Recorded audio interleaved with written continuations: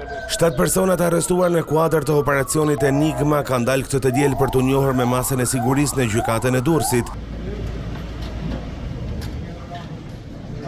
Ata u kapen nga policia teksa po drekonin në një restorant pranë Gjirit të Lalzit, ndërkohë që konsiderohen si persona me rrezikshmëri të lartë. Në mesin e të arrestuarve është Xhevdet Plaku, i njohur me Novkën Akili, i cili u arratis nga burgu i Ankonas në Itali në janar të këtij viti, ku po vuante dënimin për trafik droge. Në Prangara dhe Floben Smeçja nga Shkodra, i akuzuar nga SPAK për organizat kriminale dhe sigurim të kushteve për vrasje. Një tjetër emër që del përpara tokave të zeza i prangosur nga Renea në operacionin Enigma është dhe Voltan Xhani, i cili akuzohet për sigurimin e kushteve të vrasjes së Elis Roshkodollit në Shkodër një vit më parë. Po ashtu janë arrestuar dhe 3 persona të tjerë që akuzohen për moskallëzim të krimit dhe për kraja autorit të krimit. Gjatë operacionit u sekuestruan shumë parash, euro dhe sende të tjera, ndërsa 3 për të arrestuarve në momentin e bastisjes së lokalit i kishin armë të zjarrit me fishek në fole gati për qitje.